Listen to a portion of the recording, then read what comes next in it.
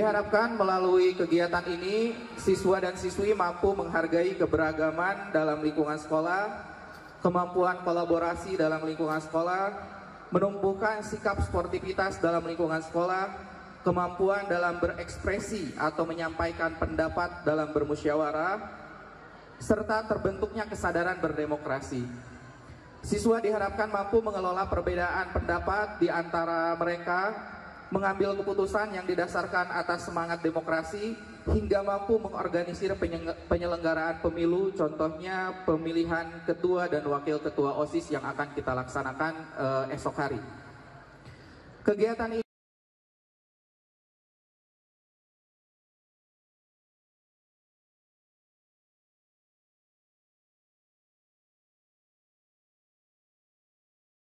memasuki tahun-tahun politik.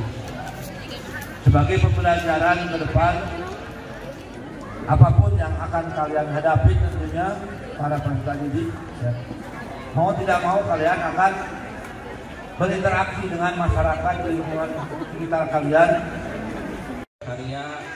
Gelar karya proyek penguatan profil pelajar Pancasila dengan tema Suara Demokrasi pada tanggal 26 sampai dengan 27 Oktober 2023 dibuka dengan Ibu Adi Eva Revani NP.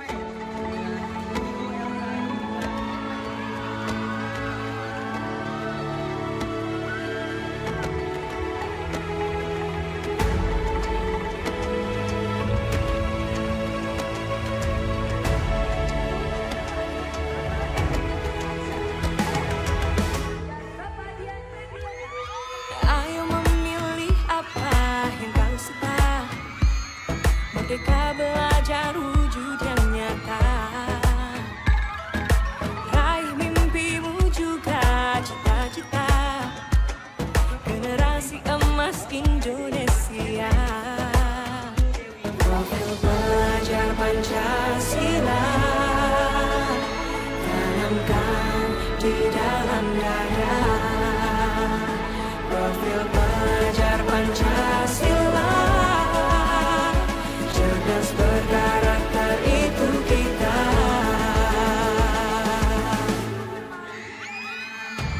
Beriman dan bertakwa pada Tuhan Yang Maha Esa.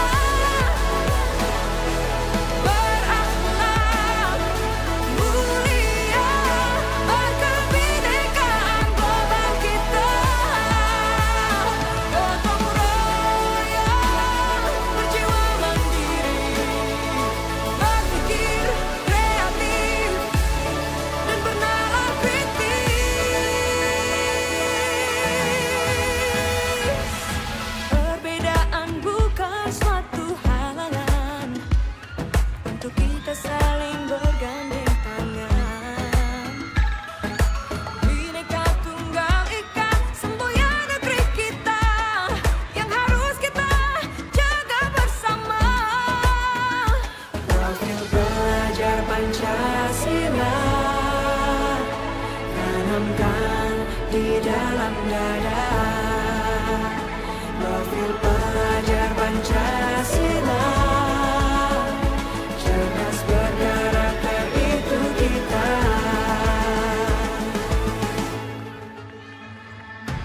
Beriman dan bertakwa pada Tuhan Yang Maha Esa. Berakhlak mulia,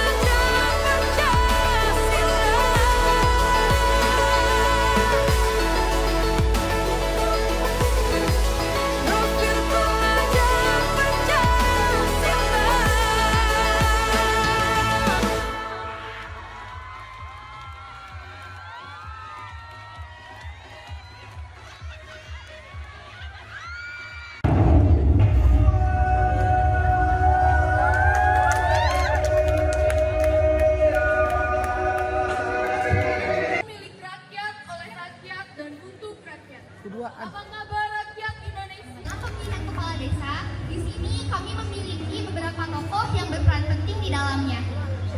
Pertama, KPPS atau singkatan dari Kelompok Penyelenggara Pemungutan Suara sebagai panitia yang bertugas dalam pemungutan dan perhitungan suara, menjaga meja pendaftaran, bilik suara, kotak suara, meja tinta, dan mengarahkan warga. Kedua, calon kepala desa beserta tim suksesnya. Dan yang ketiga adalah warga atau daftar pemilih tetap. Nah, apa kalian tahu bahwa dalam pemilihan kepala desa ini memiliki beberapa tahapan? Pertama, pemilih menuju meja pendaftaran untuk melakukan administrasi dan menyerahkan persyaratan yang telah ditentukan, yaitu fotokopi KTP serta surat panggilan. Setelah itu, pemilih dipersilakan untuk duduk dan menunggu panggilan dari tim KPPS setempat. Setelah dipanggil, pemilih diberi surat suara dan diarahkan oleh tim KPPS menuju bilik suara. Kemudian, pemilih mencoblos surat suara yang telah diberikan. Disinilah pemilih memiliki hak kebebasan mereka untuk memilih. Setelah itu, pemilih menuju kotak suara untuk menyimpan surat suara yang telah dicoblos. Fungsi dari kotak suara ini adalah untuk menyimpan seluruh surat suara yang telah dicoblos. Dan yang terakhir, pemilih menuju meja tinta. Di sini, pemilih menempelkan salah satu jarinya ke tinta sebagai tanda mereka telah mengikuti pencoblosan agar terhindarnya kecurangan dan pemilihan berganda. Adapun aturan sah dan tidak sahnya dalam pencoblosan, yaitu pertama, aturan sah. Surat suara dicoblos di dalam nama, urut ataupun di garis batas dalam kolom urut maupun gambar salah satu pasangan calon.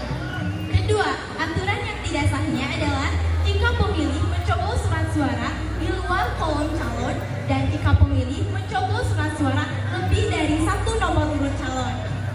Nah, di dalam pemilihan juga ada yang disebut dengan golput. Apa sih golput itu? Golput atau golongan putih adalah istilah yang digunakan untuk menyebut mereka yang memilih untuk tidak memberikan suara pada pemilihan umum. Beberapa